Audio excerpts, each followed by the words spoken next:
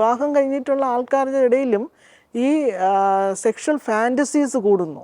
ഇവർ പറയുന്നത് അവർക്ക് മറ്റൊരാളുടെ സെക്സ് കണ്ട് എൻജോയ് ചെയ്യുക, അതിലേക്ക് എങ്ങനെ എത്തിക്കാൻ പറ്റും. എൻ്റെ അടുത്ത് കേസസ് വന്നിട്ടുണ്ട്. വൈഫാണ് സങ്കടപ്പെട്ട് വന്നത്, ഹസ്ബൻഡ് നിർബന്ധിക്കുന്നു വേറെ ആൾക്കാരുമായിട്ട് സെക്ഷലി കണക്റ്റഡ് ആവാൻ വേണ്ടി, പക്ഷേ ഇൻട്രസ്റ്റഡ് അല്ല എന്നുള്ള രീതിയിൽ വൈഫ് പറയുന്നുണ്ട്.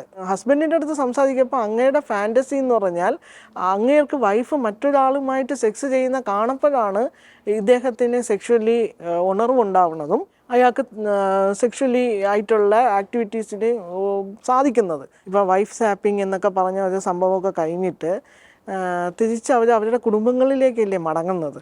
പിന്നെ അവർ തമ്മിലുള്ള റിയൽ സെക്സിൽ ഇഷ്യൂസ് ഉണ്ടാവും, പ്രോപ്പർ സെക്സിൽ ബുദ്ധിമുട്ടുകളാണ് വരുന്നത്. രണ്ടാമത് ഗിൽറ്റ് ഫീലിംഗ് ഉണ്ടാവും. ചിലപ്പം തന്നെ നമ്മളെ കപ്പിൾസ് കമ്പാരിസൺസ് നടത്തും.